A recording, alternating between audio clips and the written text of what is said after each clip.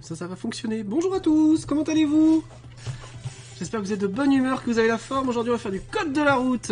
Eh ouais, grand enthousiasme. On voit la différence entre les streams où je me réveille 2 minutes avant, tête dans le pâté et cerveau complètement déconnecté, et les streams avant lesquels j'ai bu de la boisson énergisante et sur lesquels je suis en pleine forme. Bon, donc aujourd'hui, on va essayer de faire un minimum de fautes, comme d'habitude, hein, bien entendu. Je me suis trompé dans le planning noté sur Streamlabs. Demain, le planning qui est noté avec Streamlabs n'est pas le 14h-15h Project High Rise, c'était celui de la semaine dernière. Du coup, vous référez pas à ça. Référez-vous à celui qui est noté sur Twitch. C'est 23h45, 1h30 et on fera du Castlevania. Je ne sais pas encore lequel, c'est vous qui déciderez. De quel jeu on mettra en stream sur Castlevania. Ce sera peut-être le 2 sur Game Boy, ce sera peut-être un autre. C'est vous qui me direz ce que vous en penserez. En attendant, on va faire du code de la route aujourd'hui. On va commencer avec un entraînement bête et méchant. Et comme d'habitude, on va commencer par une erreur. Vous connaissez maintenant l'habitude. Hein. On commence, première question, on dit n'importe quoi. Comme ça, le zéro faute, il est plié dès le début. Allez-y. C'est parti. Je reviens en feu de croisement. Oui. Réponse A. Non. Réponse B. Sinon, l'éblouis. Je ralentis. Oui. Réponse C. Non. Réponse D. Ah mais non, mais me dis pas que je suis nul. Pour l'instant, je suis pas nul. Pour l'instant, c'est bon. Pour l'instant, j'ai zéro faute. Solution, voilà. Les feux de route doivent être utilisés de nuit dès lors que je ne risque pas d'éblouir un autre usager. Ici, je vais croiser une voiture. Je dois donc revenir en feu de croisement, mais cela va diviser par deux la portée de mes feux.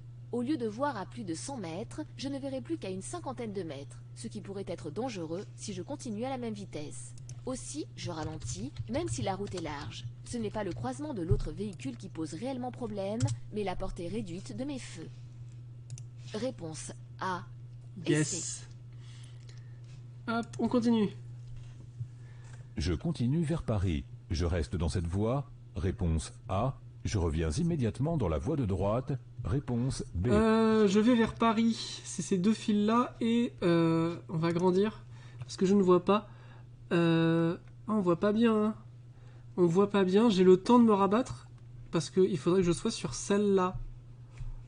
Je réduis. Je reviens sur la voie de droite parce que je ne vais pas gêner la file de gauche. Voilà. Je circule sur une chaussée à sens unique qui comporte deux voies de circulation. Ça va et toi, Rufus? Je suis dans la voie de gauche. Mais pourquoi? Je ne suis pas en train de dépasser et les deux voies me permettent d'aller vers Paris. Je n'ai pas le droit de rester là. Je dois revenir dans la voie de droite, même si j'ai l'impression de ne gêner personne. Réponse B. Yes. J'ai plus de risques de m'endormir au cours d'un long trajet sur l'autoroute. Réponse A. Sur les petites routes. Réponse B. Plus de risques de m'endormir au cours d'un trajet. Moi j'aurais dit sur l'autoroute parce que c'était monotone, mais là c'est pas une autoroute qui me montre. Du coup, l'illustration va pas se référer à ça. Les petites routes, ce serait plus... Bah non, il y a plus de danger, donc on fait plus attention. Qu'est-ce qu'ils vont me dire? Moi, j'ai le sentiment que c'est sur l'autoroute. Je risque de m'endormir quand je... Allez, on va dire que... J'aurais dû m'écouter. Sur l'autoroute, la fatigue est mise en cause dans près d'un accident sur 3. Les raisons, Ça me le paraissait non-respect logique des en temps de plus, je me pause, suis toutes fixé les sur 2 heures l'image. maximum, C'était bête. voire Et moins voilà, si je le sens zéro la faute, fatigue il est déjà arriver, plié. et surtout la monotonie Aïe, du aïe, parcours. aïe. L'autoroute est souvent droite, l'allure stable, peu d'intersections, le paysage uniforme, la tension se relâche. Alors que les petites routes obligent le conducteur à plus d'action. On est d'accord. Freiner, relancer la voiture, prendre une multitude de virages. Le parcours est beaucoup plus varié, ce qui limite le risque de s'endormir. Réponse A. En réalité, j'avais la bonne argumentation et j'ai répondu l'inverse. Pour évaluer si l'intervalle de sécurité est suffisant, je peux utiliser les marquages au sol. Oui. Réponse A. Non. Réponse B. Les panneaux de signalisation. Oui. Les panneaux de Réponse C. signalisation Non. pour vérifier si Réponse l'intervalle D. de sécurité... Malek dit zéro faute tant que t'en as moins de 5. Oui, c'est pas faux. Coucou Badlika. C'est pas faux. Après là, c'est de l'entraînement, donc c'est sur 10. À chaque fois, c'est des questions sur 10, donc il faudrait pas dépasser une seule erreur. Marquage au sol, oui, c'est le nombre de bandes blanches. Mais les panneaux de signalisation pour évaluer l'intervalle de sécurité. T'es nul. J'ai pas écouté, je parlais avec le patron. Les panneaux de signalisation. On va dire que oui. Ça permet de savoir s'il y a des dangers, des travaux, des trucs comme ça. Donc oui, c'est ça la réponse. Je peux en effet utiliser les marquages au sol ou les panneaux pour estimer l'intervalle de sécurité avec le véhicule qui me précède. Je peux utiliser les marquages au sol si je connais leurs caractéristiques. Par exemple, si je sais que 2 traits de la bande d'arrêt d'urgence matérialisent la distance c'est bien minimale connu. à laisser à 130 km/h. Ou utiliser les panneaux comme point de repère. Il doit y avoir au moins 2 secondes entre le moment où la voiture qui me précède passe devant ce panneau et le moment où j'arrive à son niveau. Réponse J'avais A pas vu ça et sous C. cet angle. Il doit y avoir au moins 2 secondes entre le moment où la voiture qui me précède passe devant ce panneau. Oui, bah oui, j'avais pas vu sous cet angle. D'accord, ok. Je circule à la vitesse maximale autorisée. Je ralentis sans m'écarter. Réponse A. Je m'écarte sans ralentir. Réponse B. Je ralentis et je m'écarte. Réponse C. Il y a un danger, donc on va ralentir et on va s'écarter, sinon elle va se faire happer. Je ralentis et je m'écarte. Ces personnes arrêtées sur la bande d'arrêt d'urgence sont dans une situation périlleuse. Tout à fait. Puisque la situation le permet, la chaussée est à sens unique et personne n'est sur le point de me dépasser, je préviens et je m'écarte en utilisant la voie de gauche, sans oublier de freiner pour allumer les feux stop et bien sûr ralentir. Cela permet aussi d'attirer l'attention des usagers qui me suivent et qui n'ont peut-être pas encore perçu le danger. Easy. Réponse C. Très bien.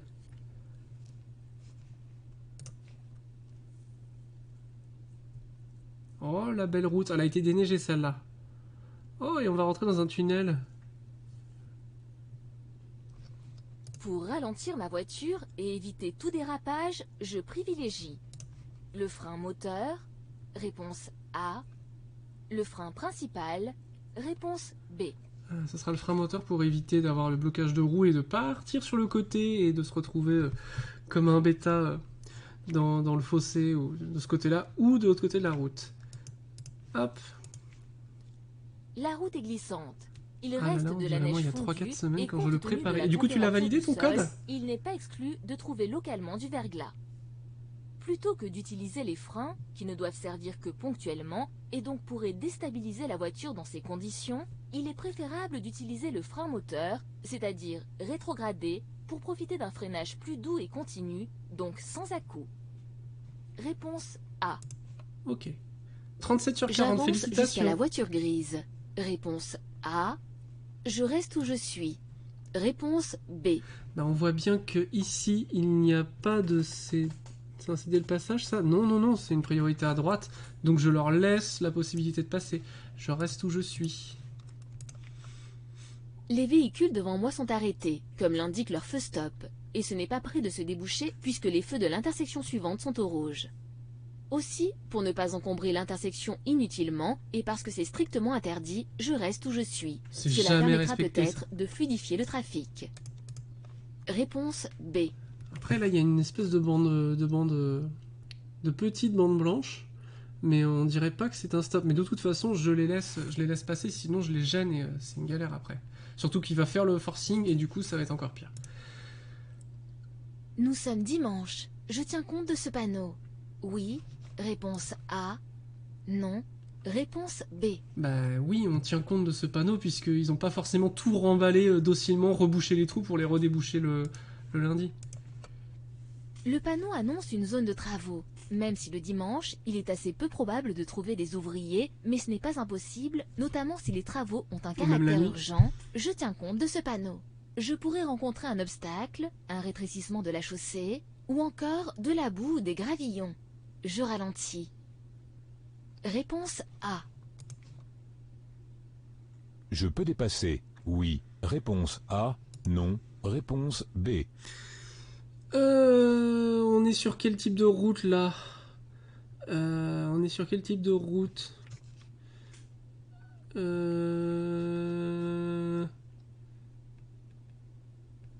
n'en ai... Non, non, c'est pas une autoroute ça, donc non, je peux pas dépasser, on est dans un virage, on n'est pas sur une autoroute. Donc non, je ne dépasse pas. Quoi?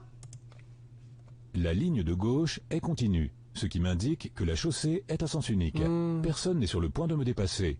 Le dépassement est donc autorisé malgré la ligne discontinue qui interdit aux usagers de la voie de gauche d'emprunter la sortie la plus proche, et malgré la visibilité réduite à cause du léger brouillard et du virage. Réponse A. Le dépassement est donc autorisé. La ligne de gauche est continue, ce qui m'indique que la chaussée est à sens unique. C'est sur ça que je me suis fait avoir. Ok. Si on avait été sur une double sens, elle aurait été une ligne blanche comme celle-là, sans arrêt. Et elle n'aurait jamais été en ligne blanche espacée juste avant un virage. Ça aurait été ridicule. Ok. Ce pneu est à remplacer prochainement. Oui, on est d'accord, on le Oui. fait pas. Réponse A. Non. Réponse B. Permet une bonne évacuation de l'eau. Oui. Réponse C. Non. Réponse D. On est d'accord sur le virage en tout cas. Mais bon, j'avais pas bien analysé le sens de la ligne au sol. Ce panneau est à remplacer prochainement. Bah oui, il commence à y avoir des crevasses. Et permet une bonne évacuation de l'eau. Bah non, puisque les rainures sont de moins en moins nettes, donc plus de risque d'aquaplaning. Dans le fond des rainures principales de ce pneu, je peux voir les témoins d'usure. Je constate que la bande de roulement, la partie en contact avec la route, est pratiquement au même niveau que ces témoins. Il reste moins d'1 millimètre avant de les atteindre. Je dois donc envisager de les remplacer prochainement, surtout si l'automne et ses pluies approchent. Ce pneu ne pourra pas bien évacuer l'eau sur une chaussée détrempée, même si l'usure maximale n'est pas encore atteinte. Réponse A. Je les vois même pas, les petits picots témoins là. Ils sont là. Alors j'imagine pas vous avec la résolution, vous devez les en voir encore moins. Mais moi je les vois pas. Pneu continental, hop, 8 sur 10. Bon, on n'est pas bon là. On continue. C'est beau. C'est pas les picots. Je cède le passage. Oui. Réponse A. Non. Réponse B.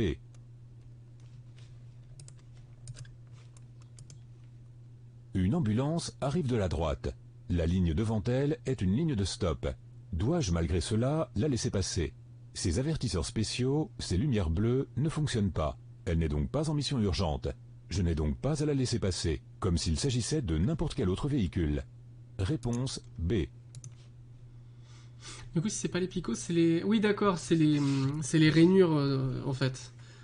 Et si les rainures se retrouvent... Les témoins de roulement sont dans les sillons. C'est un bout de caoutchouc qui dépasse un peu du sillon. D'accord, ok. J'avais jamais fait gaffe à ça. C'est pas les picots. Oh, eh ben merci. Je ne savais pas. Je n'ai pas encore installé de chaînes sur ma voiture. Je m'arrête immédiatement pour les mettre. Oui. Réponse A. Non. Réponse B. Alors ça c'est le troll. Je n'ai pas encore installé de chaîne. Bah il fallait peut-être le faire avant puisque c'est marqué rappel. Et les chaînes seront obligatoires. Du coup il faut que j'en ai là. Mais est-ce que je m'arrête En plus, on est dans un virage, c'est super galère, mais je peux pas m'arrêter après.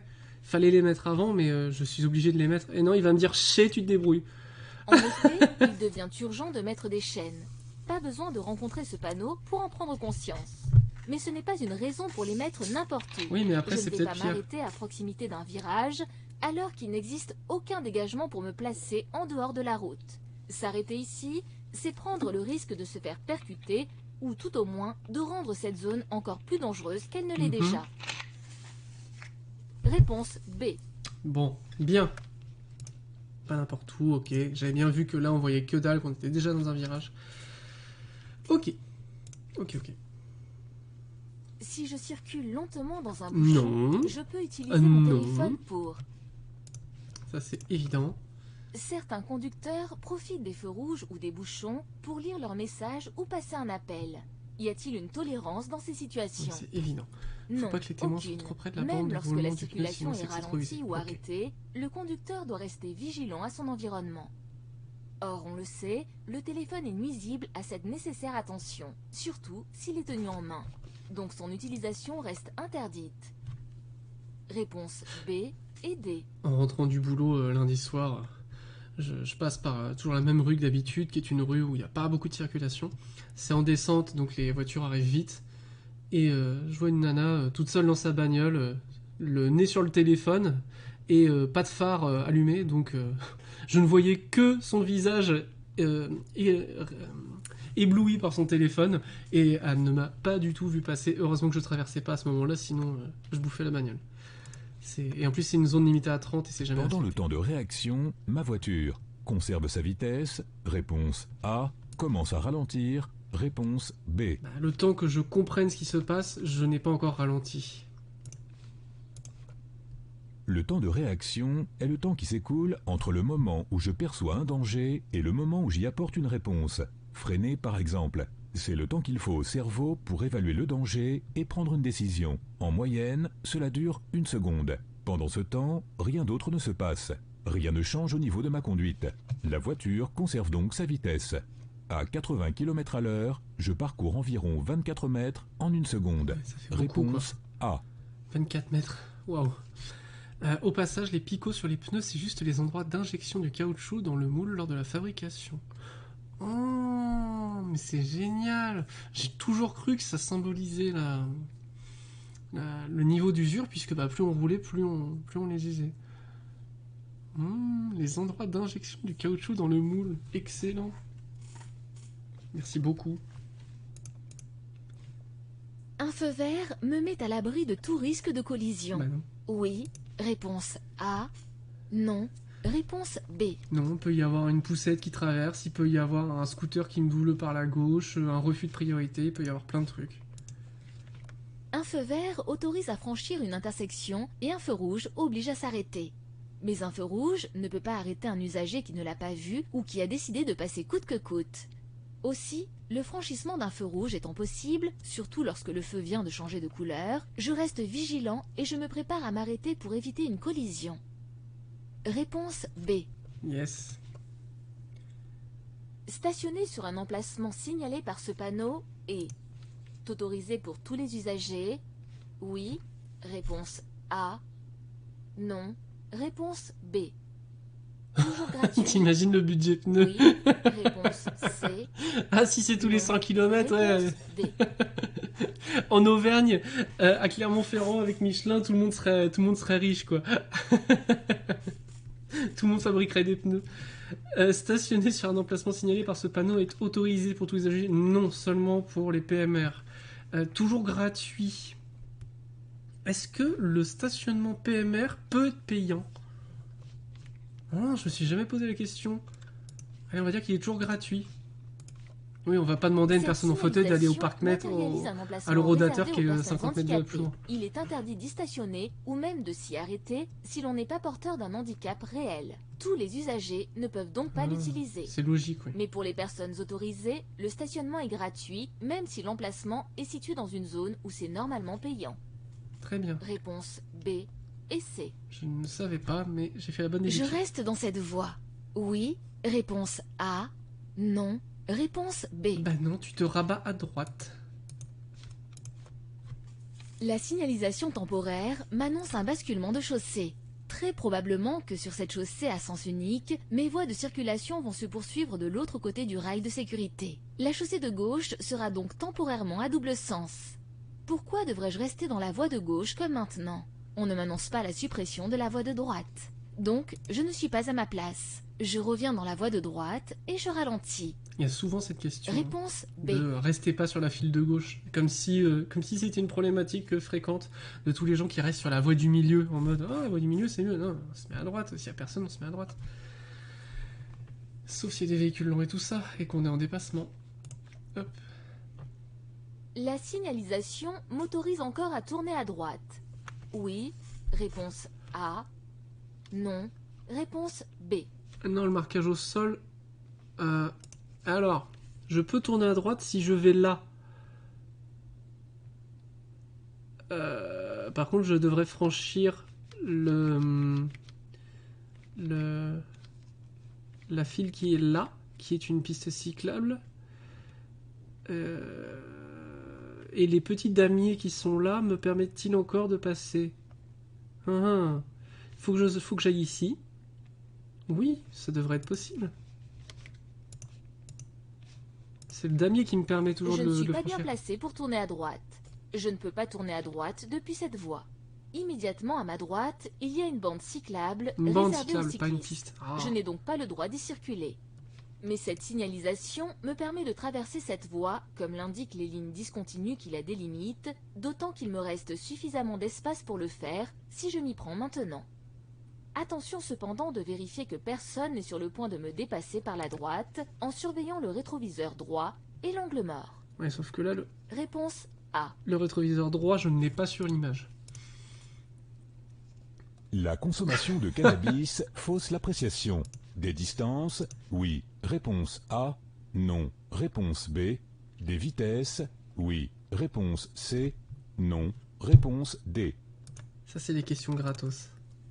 Un conducteur qui a consommé du cannabis n'a pas la sensation de rouler trop vite et il n'arrive pas non plus à estimer la vitesse des autres usagers. Et comme l'appréciation des distances est elle aussi faussée, les choses se compliquent dès qu'il faut prendre une décision. Par exemple, celle de dépasser ou pas, lorsqu'il faut s'engager ou non, franchir une intersection ou laisser passer un autre usager. La difficulté d'apprécier les distances et les vitesses sont symptomatiques de la consommation de cannabis ou d'alcool, puisque les effets sont dans ce cas identiques. Nickel. Réponse A et C. La pub avant ton live était nulle. Coucou. Coucou Eleven. Je sais pas ce que c'était la pub. Je veux bien savoir si je pouvais les enlever. Tu le passes en candidat libre. Alors pour l'instant je ne suis pas inscrit, mais peut-être que ouais je le ferai en candidat libre. Ça dépend. J'ai cru comprendre que certaines auto-écoles étaient pas très bienveillantes quand on le passait tout seul. Donc je sais pas encore pour ça. D'un autre côté, ça serait beaucoup moins cher de le passer comme ça. Mais si derrière mon code passé hors auto-école, je me fais vanner, je me fais tailler. Voilà, je calcule. Je vais voir. Je m'en fous, j'ai mon permis.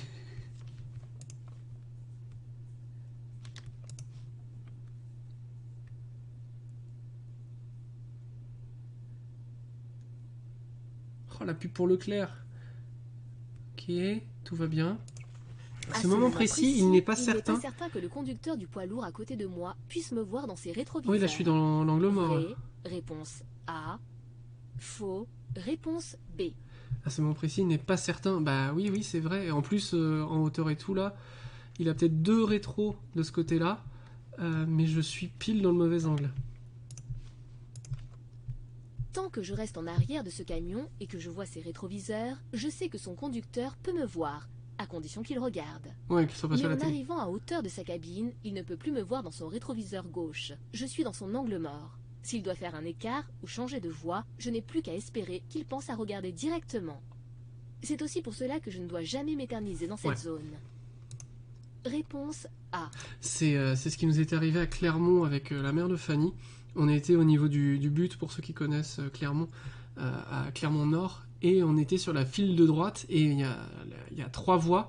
dont une qui tourne à droite, mais la file de droite est un peu serrée, donc on est vraiment ric-rac. Et il y avait un camion avec un haillon sur la file de gauche, et elle n'a pas serré plus que de raison à droite, et forcément quand le haillon est passé, il a arraché le rétro.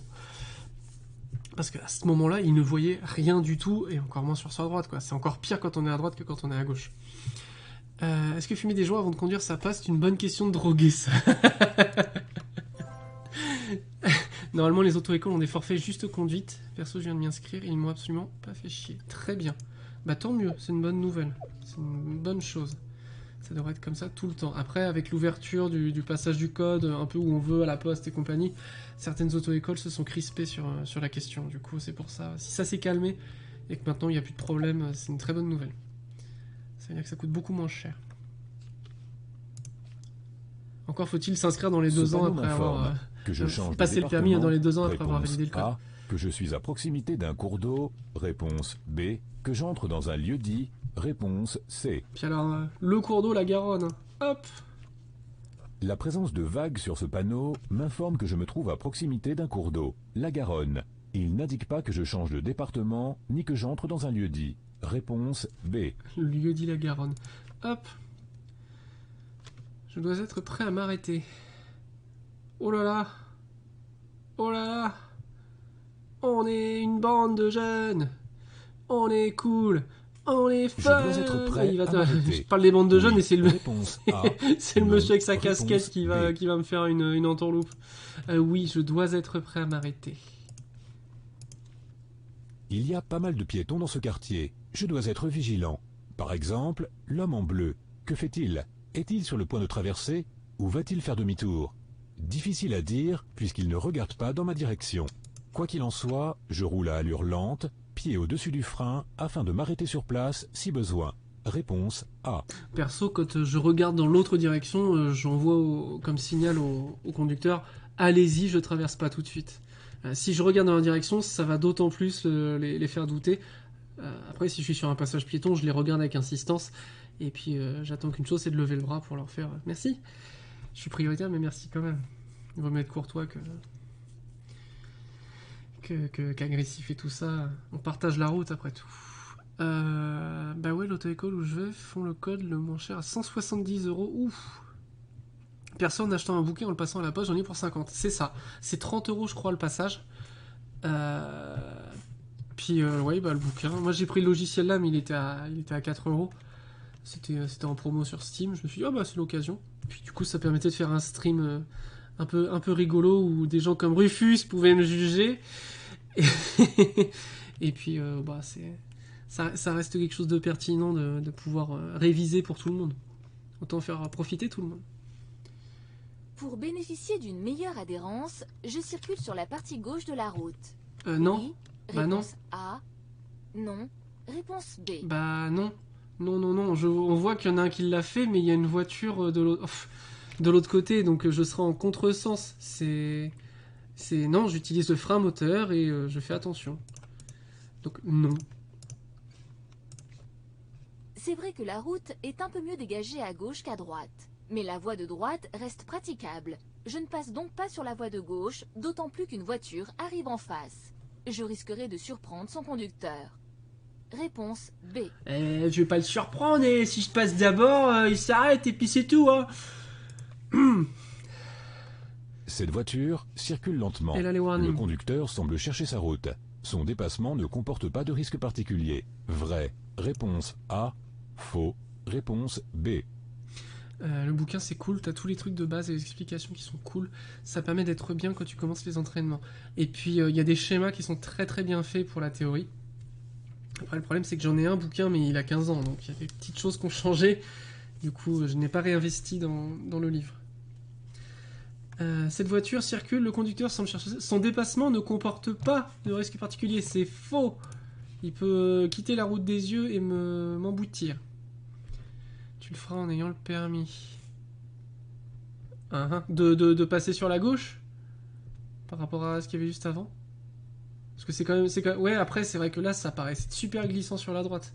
Mais dans ces cas-là, on se met en deuxième et puis bah, on fait gaffe, quoi.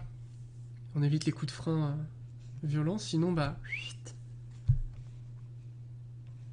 Tu mets du sel sur la route. Un canon à sel juste devant en mode... On asperge nous-mêmes. La DDE, on n'est pas mieux servi que par soi-même. Donc ça c'est bon. Hop. Un conducteur qui circule lentement et qui semble chercher sa route est de fait un conducteur distrait. Il est susceptible de s'arrêter, Il peut faire un changer de demi-tour quand il veut direction aussi. ou Des faire fois on voit demi-tour ça. sans forcément faire attention.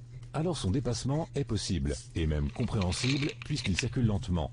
Mais attention, plus que jamais dans un dépassement, je dois prendre un maximum de précautions. À commencer par ralentir pour que l'écart de vitesse entre nous soit faible et bien m'écarter. Un appel de phare et ou bref coup de klaxon avant d'entamer ma manœuvre me permettra d'attirer l'attention de ce conducteur et ainsi limiter les risques. Réponse B. Un appel de phare et ou... Bah non, pas d'appel de phare puisque là il verra que dalle. On est en plein jour. Et ou un bref coup de klaxon avant d'entamer ma manœuvre parce qu'on est hors agglomération me permettrait d'attirer l'attention de ce conducteur et ainsi limiter les risques. Ouais, comme quand on dépasse un vélo quoi. Quand tu conduis tu fais pas pareil que ce que tu as écrit. Bah ouais, j'imagine. Enfin là, la plupart des gens, ce qu'ils vont faire, c'est que ils vont mettre un gros coup d'accélérateur en mode coup de pression, tu me saoules, vas-y, bouge de mon chemin. Dans les faits, le coup de klaxon peut être aussi mal interprété et pourtant ça fait partie du code. Donc c'est vrai que moi, le mec avec ses feux de détresse, je le double. C'est vrai que c'est plutôt, j'ai un problème technique là. Plutôt qu'il cherche sa route. S'il cherche sa route, il avance à 20 à l'heure, mais il met pas forcément ses warnings. Donc là, il a peut-être un vrai problème technique, en effet. Écrit et appris. Hop. Bon, pour l'instant, zéro faute, c'est bien. Les feux sont adaptés à la situation. Les appels de phare, tu Oui. les vois dans le rétro, surtout Réponse avec les pleins A. phares. Ouais, Non. mais dans d'autres questions, il Réponse disait que 2 jours, ça servait à rien de les faire. Après, c'est vrai que dans le rétro, bon, ça peut servir quand même. Mais le coup de klaxon me paraît plus efficace. Et je fais poète. En mode on se venge. Mes feux sont adaptés à la situation. Il n'y a pas de rétro. En faisant ça, on est visible. Il n'y a pas d'éclairage public. On n'est visiblement pas dans une grande ville vu l'état des trottoirs et tout ce qu'il y a autour. Et ça nous permet d'être vus au niveau du croisement. Donc oui. Je circule en agglomération, J'avais mais toute celle-ci n'est pas l'argumentation, là. éclairée. Le témoin bleu m'informe que je circule en Ah feu de non, route. je disais que c'était hors Eh bien, agglomération. j'ai raison. Lorsque la route n'est pas éclairée, en l'absence d'autres usagers que je pourrais éblouir, que je sois en ou hors agglomération, je dois circuler avec les feux de route. Les feux Ok. les plus puissants qui me permettent de voir loin et large. Réponse A. Ce qui est d'ailleurs de plus en plus fréquent, puisqu'il y a de plus en plus de villes, donc en agglomération, qui éteignent leurs éclairages publics pendant la nuit. Et ça continue de tomber. À tort ou à raison, c'est pas la question. Je pense qu'à certains endroits, c'est logique. Par contre, quand on s'y attend pas, ça peut être surprenant, surtout quand il y a des maisons. Enfin, ça dépend de la densité de population, mais c'est pas la question d'aujourd'hui. Donc en agglomération, s'il n'y a pas d'éclairage public et que lorsque la route n'est pas éclairée, en l'absence d'autres usagers, et même en agglomération, je dois circuler avec les feux de route. Ok. Bah quand tu vois Pour rien, tu mets m'engager tes dans ce plans. giratoire, je me fie uniquement au clignotant. Oui, réponse A. Non, réponse B. Pour m'engager dans ce giratoire, je me fie uniquement au clignotant. Non, je me fie aussi à sa vitesse et à sa place sur le rond-point. Si c'est une 2 voies qu'il a mis son clignotant mais qu'il est là, c'est qu'il va pas tourner ici. Donc non, je fais attention à tout. Déjà, il a mis son clignotant, c'est Le louche. clignotant est un indice, mais il m'en faut d'autres pour prendre la décision de m'engager. En effet, le clignotant peut avoir été mis par erreur ou non éteint depuis le dernier changement de direction. J'ai donc besoin de vérifier d'autres paramètres. La trajectoire est-elle en accord avec un changement de direction vers la droite? Le regard du conducteur est-il dirigé vers la droite? Ça, j'ai pas regardé. Ou regarde-t-il en face? On voit Auquel pas. cas, c'est sûr qu'il ne sort pas. Le conducteur a-t-il encore le temps de changer d'avis? Je dois être sûr des intentions de ce conducteur pour m'engager. Réponse B. Le pire truc qu'il peut faire, c'est ne pas regarder la route. C'est prendre le plus à droite et ensuite faire tout le tour comme ça pour me passer devant en mode je te regarde même pas. Le temps de Qu'est-ce que c'est que réaction ça varie selon la C'est un vitesse. cerveau avec des lunettes. Oui. C'est moche. Réponse A. Non. Réponse B. La distance de sécurité varie selon la vitesse. Oui. Réponse C. Non. Réponse D. Alors, le temps de réaction varie selon la vitesse. Le temps de réaction, le temps de réaction ne varie pas selon la vitesse. Il varie selon l'attention qu'on a sur la route, selon ce qu'on a consommé, selon notre vigilance. Par contre, la distance de freinage va évoluer selon notre vitesse. La distance de sécurité varie selon la vitesse, ça c'est oui. Le temps de réaction, Plus le clignotant, c'est le parfois temps ça qu'il veut rien faut à dire, un il le garde et conducteur compagnie. pour Oui. agir face à une situation d'urgence. Il est d'environ 1 seconde et ne varie pas selon la vitesse. La distance de sécurité minimum doit correspondre à la distance parcourue en 2 secondes. Pourquoi 2 et pas 1 seconde? Parce qu'il faut environ 1 seconde pour réagir, mais qu'il faut aussi un peu de marge supplémentaire. Étant donné que la distance parcourue en 2 secondes dépend de la vitesse, plus je vais vite, plus l'intervalle de sécurité doit être important. Réponse B et C. Je vais vite comme la chanson de Laurie. Voilà, vous pouvez me détester. Allez, on va essayer de faire l'histoire Lorsque 10. l'on est suivi de trop près par un autre usager, il est préférable d'accélérer légèrement, réponse A, de ralentir légèrement, réponse B, de freiner fortement, réponse C. Une fois, je suivais une voiture, elle mettait tous les clignotants en verse. Oh la vache! Oh, quelle horreur! C'est super dangereux ça. Alors, on est à 110. Je peux pas dépasser la vitesse autorisée. Donc je ne peux pas accélérer. Je ne vais pas non plus freiner fortement, sinon il va me rentrer dans le lard. Alors ok, c'est très tentant de lui faire comprendre qu'il est lourd. Mais non, on ralentit légèrement. Un usager qui me suit de trop près se met en danger, mais il me met en danger également. En particulier si j'ai besoin de freiner. Il n'aura pas le temps de réagir et l'accident sera inévitable. Comment faire? Donner un coup de frein pour le faire réagir? Mauvaise idée. Je risque de provoquer ce que je craignais, l'accident. De plus, je risque de l'énerver au point qu'il me dépasse et qu'il fasse une manœuvre aussi stupide à mon encontre. Pourtant, c'est ce qu'on veut, c'est qu'il dépasse. Accélérer? Ce n'est pas sûr que cela règle le problème. Et puis, je serai rapidement en excès de vitesse. Le mieux, c'est de ralentir légèrement et très progressivement, ce qui entraînera tout naturellement un dépassement de sa part sans agressivité. Réponse B. Ouais.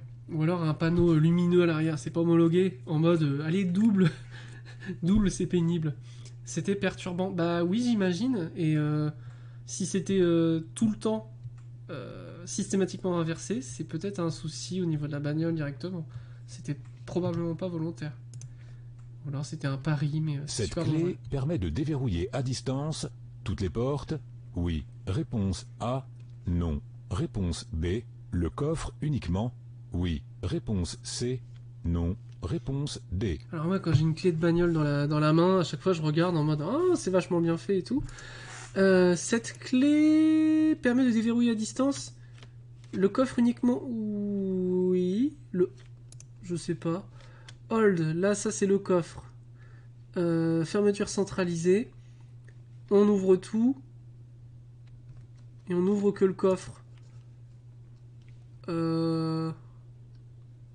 Il y a 3 boutons, donc on peut à la fois faire toutes les portes et on peut faire que le coffre. Comme on peut le voir, cette clé, désormais Mais assez rigolez commune, pas, hein, mais- dispose de 3 fonctions. Pour Elle moi, peut ça c'est déverrouiller toutes les très portières nouveau, ainsi c'est- que le coffre, donc toute la voiture. À l'inverse, verrouiller toutes les portières ainsi que le coffre, ou encore déverrouiller le coffre uniquement et entraîner une ouverture partielle ou totale du haillon selon les modèles. Cette fonction ne déverrouille alors aucune portière. Réponse A et C. J'ai tellement pas l'habitude. Moi, les seules clés que j'ai utilisées jusqu'à présent, c'était des clés sans fermeture centralisée comme ça, où il fallait juste mettre la clé dans la portière. Et parfois, il fallait mettre la clé dans la portière conducteur qui ensuite déverrouillait tout le reste. Mais tout ça avec des boutons et tout ça, c'est pas très compliqué, mais j'ai pas du tout l'habitude.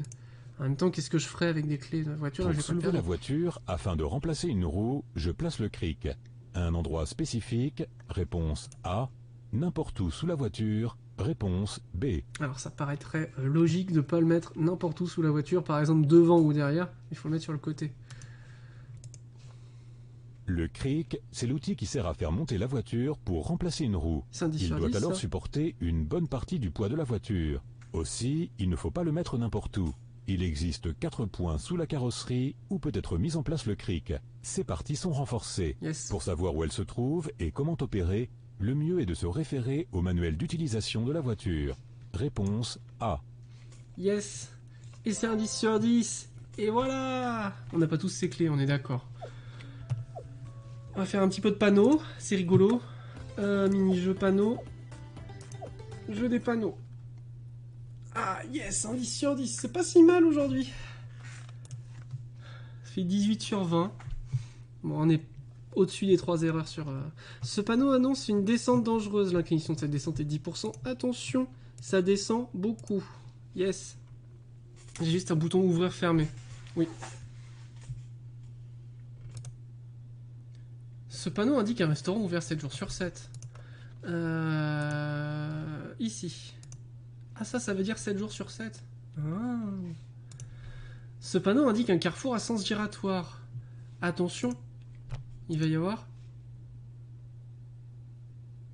un rond-point. Oui. Pourquoi j'ai bugué? Je sais pas. Ce panneau indique un virage à droite. Attention, il y a un danger. Ça tourne. Voilà. Ce panneau annonce une circulation à double sens. Attention, ça va circuler des deux côtés. Voilà. Ce panneau indique une fin de limitation de vitesse. Fin de limitation. Hop, comme ceci. De limitation de vitesse. Fin de limitation à 60. Hop. Ce panneau indique des toilettes ouvertes au public. Information, il y a des toilettes. Café, j'aime le café. Ça te prend comme ça. Ce panneau indique un passage pour piétons. Annonce indique. Alors, à chaque fois, je me fais avoir. Donc, c'est celui-là. Il indique, il annonce pas.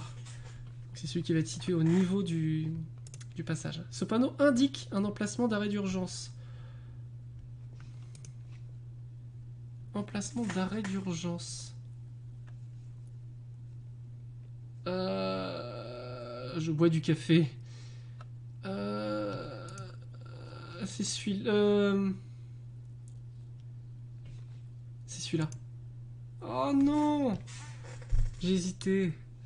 C'est pas un cul-de-sac, c'est l'arrêt d'urgence. Mais oui, dans les descentes, on le voit souvent, la voie de dégagement, là, en mode... Je croyais que ça, c'était un... Oui, mais non, c'était ridicule ce que j'avais pensé. Non, c'est bien ça, oui. Dommage. Ce panneau indique un accès interdit aux piétons.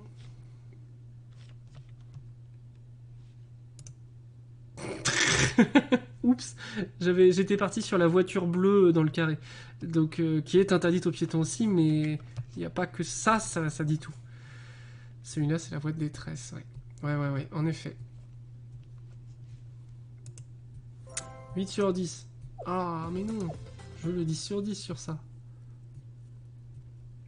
Voie de détresse. Arrêt d'urgence. Ce panneau annonce un passage à niveau sans barrière ni demi-barrière. Attention, il y a un passage à niveau. Ah bah oui, bah là, par élimination, c'est facile. Sans barrière ni demi-barrière. Donc faut faire gaffe, faut se débrouiller.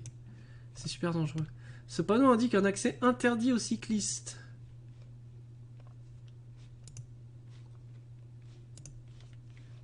Celui-là, c'est pas courant. Ce panneau indique un carrefour à sens giratoire. Attention, voilà, ça on a bien compris. Hop. Ce panneau annonce une interdiction de faire demi-tour sur la route suivie jusqu'à la prochaine intersection. Interdiction de faire demi-tour. Oh mais mince, mais oui, interdit. Oh zut. Faudrait que je revoie les panneaux. Bah c'est assez bien fait celui-là, puisque du coup ça nous force non pas à cliquer sur le bon, mais à le reconstituer de manière logique. Mais oui, ça c'est logique. J'étais parti sur le stationnement, mais non, en effet. Erreur bête. Ce panneau annonce une priorité ponctuelle. Ponctuelle. Les usagers venant de l'autre route devront céder le passage à la prochaine intersection.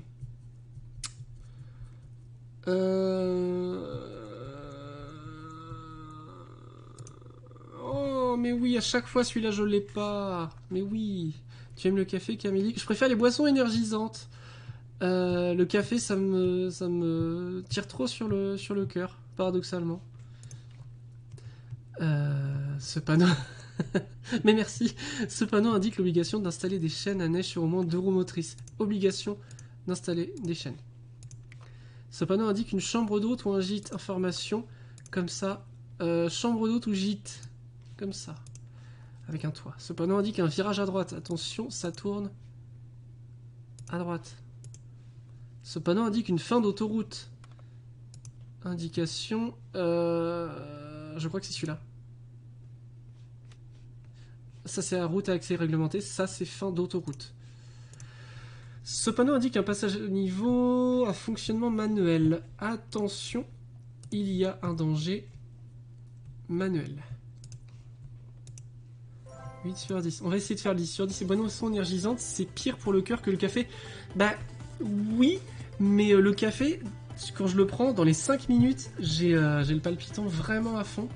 Je transpire, enfin, là, je suis en tachycardie. Alors que la boisson énergisante, ça va se diffuser sur 3-4 heures. Je vais être un peu plus au taquet. Mais ça va moins me comprimer le cœur. Bizarrement, hein. Après, je fais super gaffe. J'en prends pas quand je suis beaucoup trop fatigué. Sinon, c'est pire que tout. Mais le café, ouais, ça agit trop vite sur moi. Je suis obligé de les allonger au minimum. Et puis, j'aime pas le goût du café, accessoirement. Allez, encore du panneau. On va essayer de faire 10 sur 10. J'en ai fait un la dernière fois, 10 sur 10, sinon à chaque fois je suis à 8, 9. C'est pas encore parfait. Ce panneau indique une fin de limitation de vitesse, fin d'interdiction de vitesse. Ce panneau indique un arrêt obligatoire au péage. Halte péage. Arrêt obligatoire.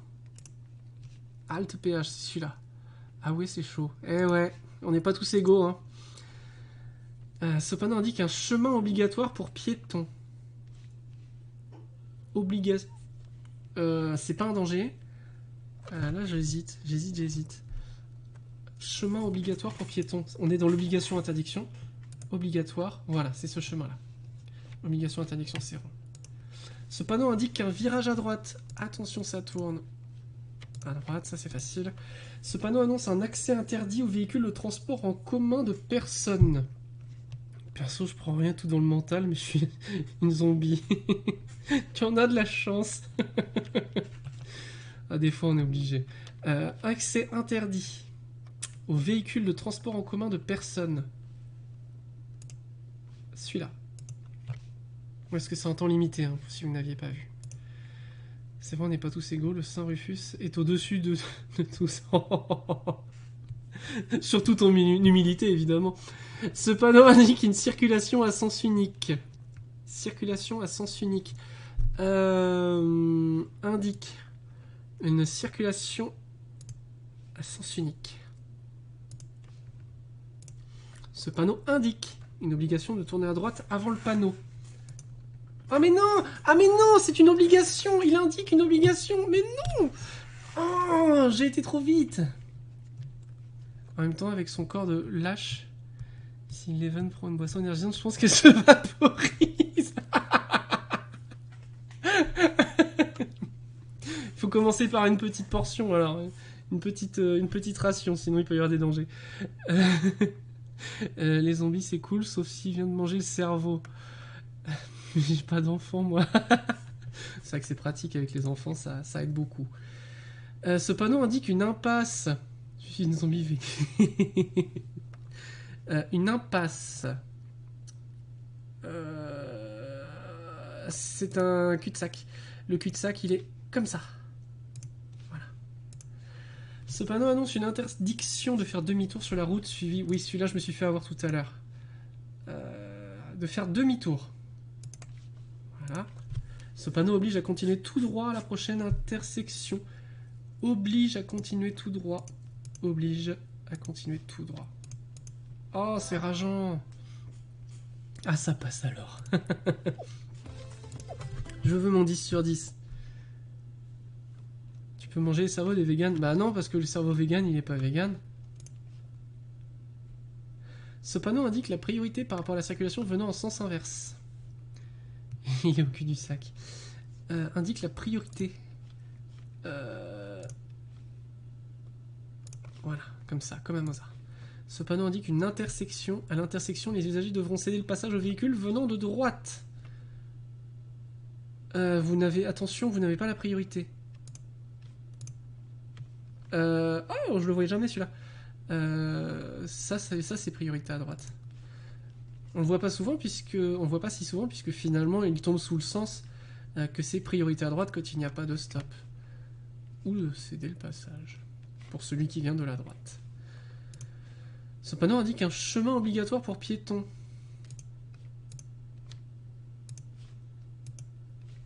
Ce panneau indique un accès interdit aux cyclistes. Ah, je la sens bien celle-là. Pas d'erreur d'inattention, c'est ma spécialité. Ce panneau indique un accès interdit à tous les véhicules à moteur. Interdiction d'accès pour les véhicules à moteur. Oh, je bug. Interdit. Oui, c'est celui-là. Ah oui, oui, exact. Bon, je comprends pourquoi j'ai douté. Accès interdit à tous les véhicules à moteur, donc c'est ça. De toute façon, par élimination, ça peut pas être les autres. Ce panneau indique un sens interdit à tout véhicule. Interdiction. Comme ça. Le classique. Ce panneau indique un emplacement d'arrêt d'urgence. Il indique un emplacement d'arrêt d'urgence. C'est celui-là. C'est bon, je retiens. Ce panneau annonce un accès interdit au cyclomoteur. Accès interdit. Et voilà, du coup, cyclomoteur, il est là. Du coup, la différence avec l'autre tout à l'heure qui était barré. Tac. 9 sur 10, 9e sur 10, ce panneau annonce une interdiction de faire demi-tour sur la route. Oui, d'accord. Demi-tour. Celui-là, on l'a depuis 3 séries. Ce panneau annonce une voie de détresse à droite. Annonce une voie de détresse à droite. Yes! Et là, c'est 10 sur 10. Ça fait plaisir. Le petit 10 sur 10. Impeccable. Et ben on va faire une dernière série d'entraînement. Et puis ça sera bon pour aujourd'hui. Hop, on est sur solo. Entraînement. Je crois que là, de toute façon, c'est pas une série... c'est pas un faux code de la route. Ouais, c'est 29. On aurait pu faire un code. Mais je n'aurai pas le temps parce qu'il faudra que j'aille chercher Lisandre. Donc on va faire une dernière série de 10. Ensuite on fera un raid en bonne et due forme. Et puis ensuite j'irai chercher Lisandre à l'école. Je passerai peut-être par chez Bouibox, par Bouygues. Transporter Oh, il est un animal mignon non attaché Oh, ou il est en dehors d'une mignon cage est dangereux. Oh, Pour le conducteur, oui. Réponse A, non. Réponse B, pour l'animal, oui. Réponse il est trop C, mignon. Mais vous le non. laissez pas comme Réponse ça. D. Oh, comme il est beau, mou. Pardon, excusez-moi. Je passerai peut-être par Bouygues pour leur ramener leur B-Box fibre, puisque je suis ni éligible ni pas éligible, je suis entre les deux. Bon, bref, dans une faille spatio-temporelle. Transporter un animal non attaché ou en dehors d'une cage est dangereux pour le conducteur. Oui, pour l'animal, oui. Bah oui, il peut voler, quoi. Bravo, t'es pas si nul que ça, en fait. Bah t'as vu, je fais des efforts, hein. J'ai pas vu de questions sur l'environnement. Il y en a où le jeu est trop vieux. Il y en a pas mal, et c'était surtout dans les premières questions du jeu.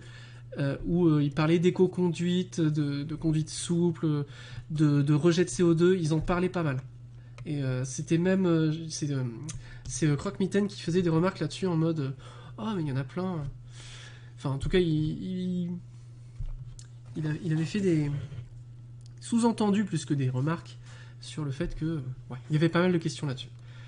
Solution, bon c'est évident. Un animal, chien ou chat, ne devrait pas être transporté en liberté dans l'habitacle. On ne peut pas prévoir ses réactions. Il peut perturber ou gêner le conducteur, ce qui peut être dangereux. D'autre part, en cas d'accident, l'animal sera blessé et peut même paniquer ensuite. C'est pourquoi il est préférable de le placer dans une cage, arrimée, ou de l'attacher à l'arrière. Il existe des dispositifs spéciaux pour les chiens, une sorte de harnais qui s'adapte sur la ceinture de sécurité. Réponse A et C. C'est vachement bien le harnais qu'on peut mettre à la ceinture de sécurité, puisque s'il y a un freinage d'urgence et qu'il vole, le pauvre, mais il est trop mignon. Je connais beaucoup de gens qui font ça avec leur chien, ouais, malheureusement. Il faut donc euthanasier l'animal avant le début. Ça c'est fait. Pauvre bête.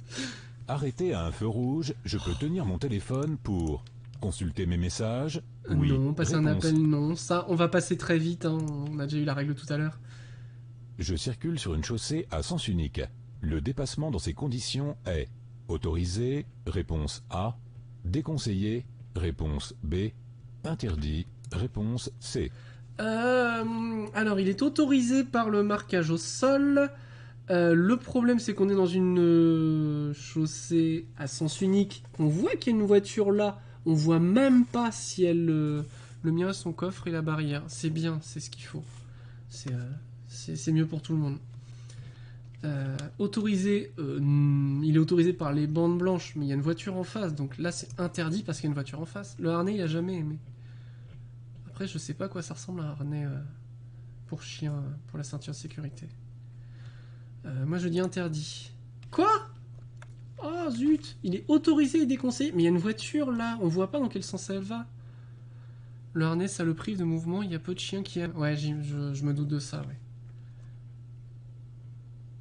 Je crois que la maman de Fanny, elle fait ça aussi. Elle l'attache, mais c'est pas un harnais parce que ça le gêne trop. Bon après, lui, c'est un patapouf, c'est un beagle, mais il a bien compris. Il a bien compris les notions de confort. Ouais, mais dans son coffre, il faut des passagers pour lui. Dans son coffre, il faut des passagers pour l'humidifier.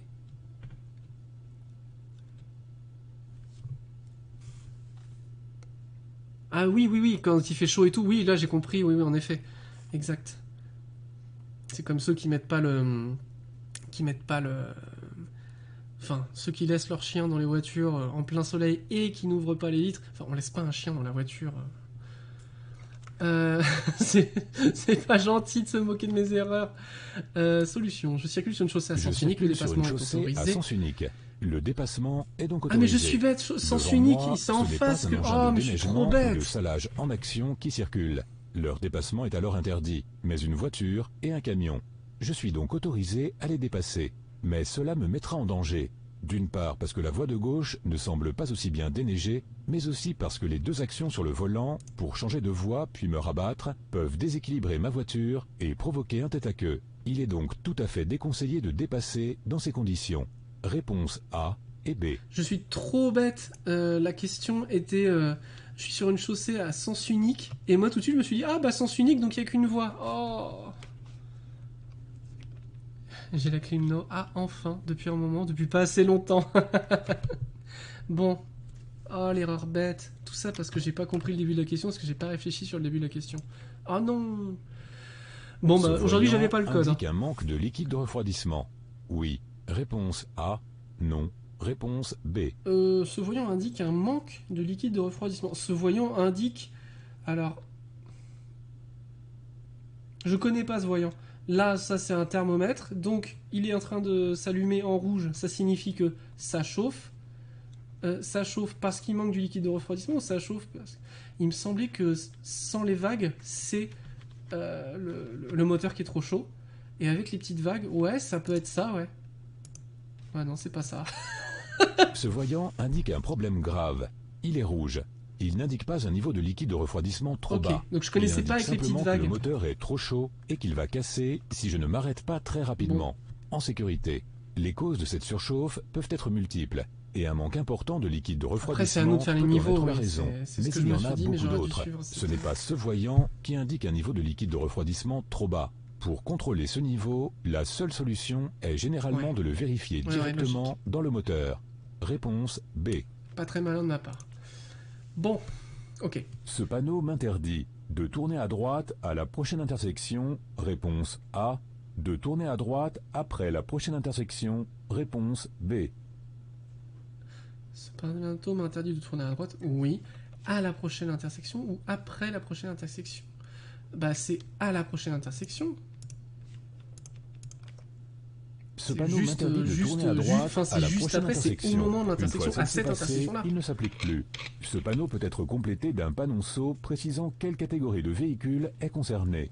Réponse A. Ok.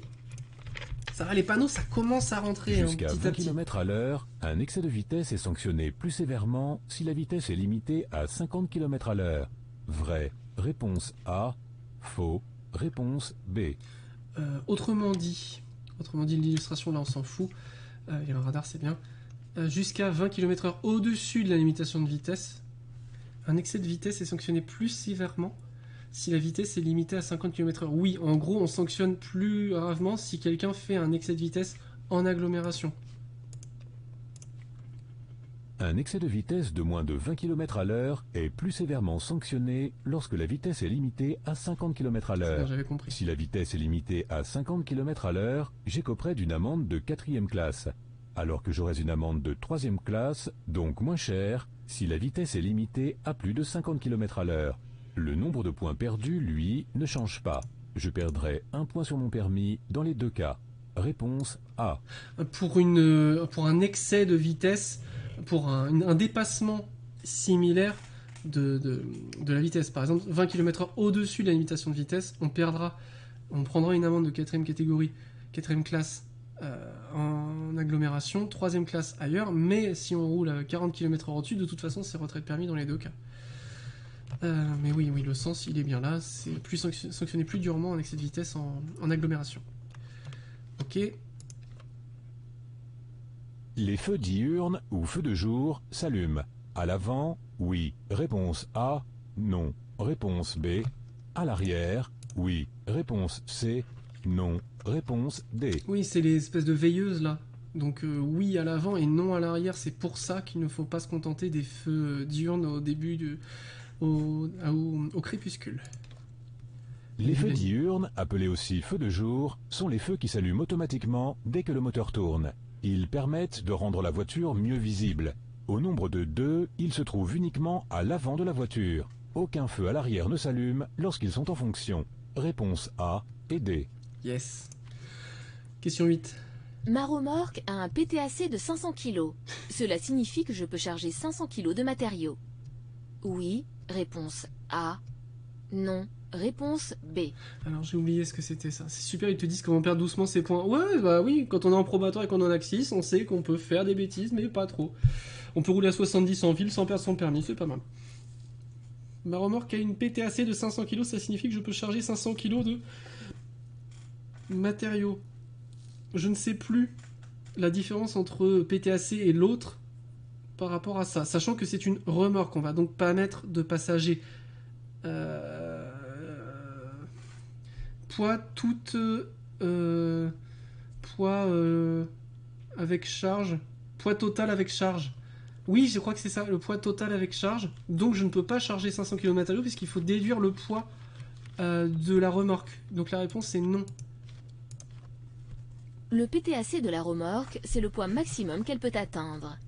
Dans notre cas, elle ne doit pas dépasser 500 kg. Il n'est pas possible d'y charger 500 kg de marchandises, puisque ce serait oublier le poids de la remorque seul, son poids à vide, qui n'est pas négligeable, plus de 100 kg. Réponse B.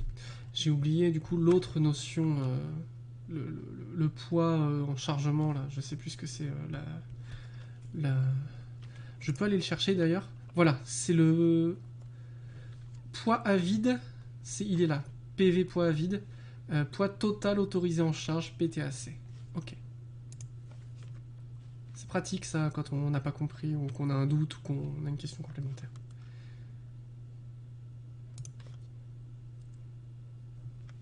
Voilà, il y a un piéton. Encore un problème avec un piéton. Je mets le pied au-dessus du frein. Oui. Réponse A. Non. Réponse B. Peut-être qu'il m'aura pas vu. Oui, bah de toute façon, on reste vigilant dans ces cas-là. On va pas l'emboutir comme un comme un bourrin. Dans cette rue, certainement à sens unique, je suis obligé de passer près des voitures stationnées de chaque côté. Je dois donc adapter ma vitesse et être particulièrement vigilant au risque d'ouverture de portières, de piétons qui pourraient surgir entre deux voitures ou aux véhicules sur le point de quitter leur stationnement, même s'ils devraient normalement me laisser passer. Oui. À gauche, je vois des feux rouges allumés. Il y a donc un conducteur à bord. Je dois me méfier. Je ralentis donc un peu plus et je conserve mon pied droit au-dessus du frein. Réponse A. J'ai provoqué un accident sous l'emprise de l'alcool. Le montant de ma prime d'assurance pourra être multiplié par 2,5. Oui, réponse A. Non, réponse B. La réponse est oui.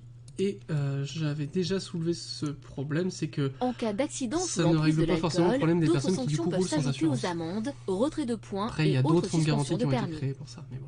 L'assureur peut m'imposer une augmentation de la cotisation d'assurance. Son montant peut être multiplié par 2,5, soit une augmentation de 150%. Attention, en cas d'accident sous l'emprise de l'alcool, certaines garanties ne s'appliquent pas. Dommages aux véhicules et aux conducteurs notamment. Réponse A. 8 sur 10. Bon, aujourd'hui, on a fait 26 sur 30. Oui, dans les rues, souvent, personne ne fait attention. 26 sur 30. On va compter pour les panneaux, allez, 36 sur 40. De toute façon, ça ne le faisait pas. Puis, il n'y a pas que des questions sur les panneaux. Donc... Bon, bah, c'était pas trop mal. C'était le code de la route du mercredi matin, comme tous les mercredis matins, de 10h à 11h. Je pense que le créneau, on va le garder maintenant. J'en profite pour mettre le petit lien qui va bien pour le Discord. Je ne vous mets... Pourquoi la bière? Elle prend sexuellement la voiture. Qu'est-ce qui fait le bot là? Ah, c'est bon. Bière, c'est bon. Ah oui, d'accord. Je comprends, j'avais pas vu le mot suivant, moi j'avais autorisé directement. Et bah... les mêmes. C'est plutôt l'assureur qui faisait ça à votre porte-monnaie. Mais bon, vous l'aviez cherché si vous aviez picolé. Le lien qui va bien pour le Discord. Mercredi prochain, ce sera de nouveau du code de la route de 10h à 11h. N'hésitez pas à follow la chaîne si ça vous plaît. Puisque bon, on est de plus en plus nombreux à regarder le code de la route le mercredi matin. Je le vois au stats et ça fait plaisir. Ça veut dire que ça répond à des attentes. C'est très cool. Pour le planning, on se retrouvera demain soir de 23h45 à 1h30 du matin pour du Castlevania. Comme je bosse le vendredi, la nuit du vendredi au samedi, ça me permet de me décaler un peu après les derniers biberons des jumelles.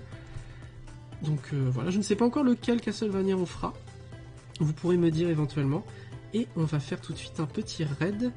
On va raid qui? Alors, qu'est-ce que nous allons avoir de beau ici? Ça, c'est peut-être pas une bonne idée. Alors, tac, on va faire un petit raid. Il n'y a personne qui joue à ce jeu. Qui on va avoir ici? Ça, c'est sympa comme jeu. On va aller voir un artiste. Peu importe sur quoi, en général, on n'a pas besoin de parler. C'était cool, en tout cas. Des bisous. Bah, merci beaucoup. Oh, c'est très joli, ça. Qu'est-ce que c'est? C'est l'impression 3D de dragon. Ouais. Oh, ça aussi, c'est joli.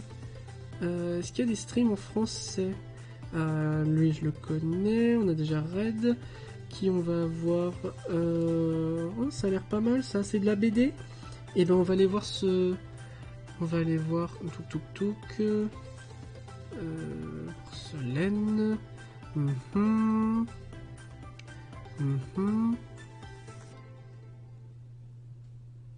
Ce serait mieux si c'était en français. C'est plus pratique pour tout le monde. Ouais, on va aller ici. On va aller sur de la BD. Hop, je vous mets le lien du raid tout de suite. Et je vous fais des gros bisous. Tac.